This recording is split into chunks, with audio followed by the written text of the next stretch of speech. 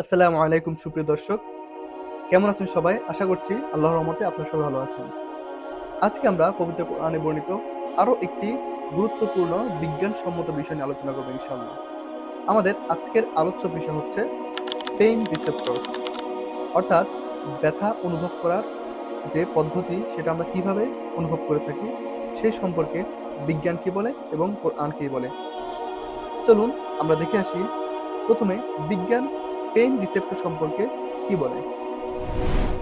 বিজ্ঞানীরা বিভিন্ন পরীক্ষা নিরীক্ষার মাধ্যমে দেখেন আমাদের শরীরের তথ্য আদান প্রদানের জন্য যে অঙ্গাণুটি কাজ করে থাকে তার নাম নিউরন। নিউরনের মাধ্যমে আমরা শরীরের যাবতীয় তথ্য আদান প্রদান করে থাকি এবং আমরা ব্যথা অনুভব করে থাকি, আমাদের আনন্দ ভালো লাগা বা এগুলো আমরা স্পর্শ এগুলো অনুভব করে থাকি।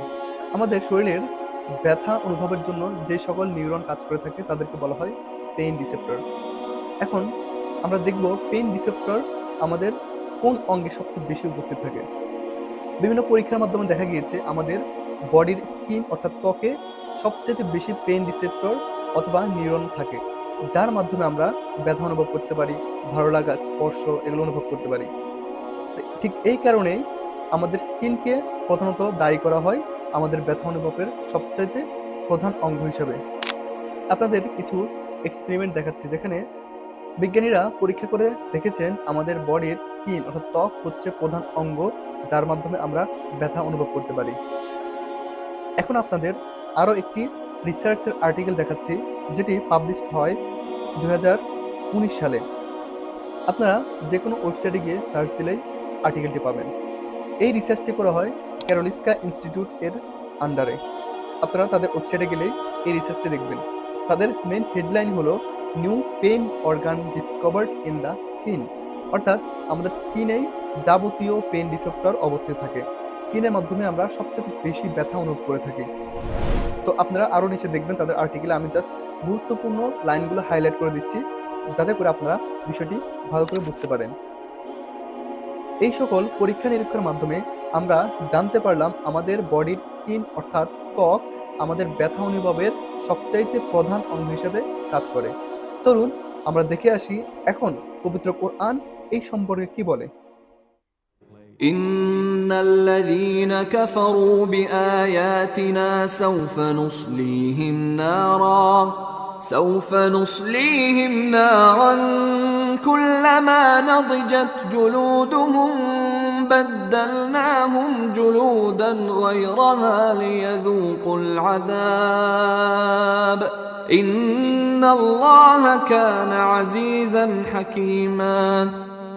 এতে সন্দেহ নেই যে আমার নিদর্শনসমূহের প্রতি যেসব লোক অস্বীকৃতি জ্ঞাপন করবে আমি তাদেরকে আগুনে নিক্ষেপ করব।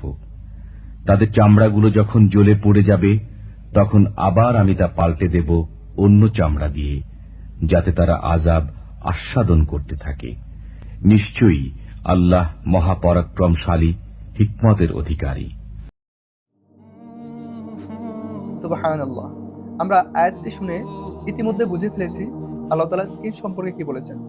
আল্লাহ তাআলা আয়াতটিতে বলেন, যাহারা আমার আয়াতকে প্রত্যাখ্যান করে তাহাদেরকে অগ্নিতে দগ্ধ করিবই।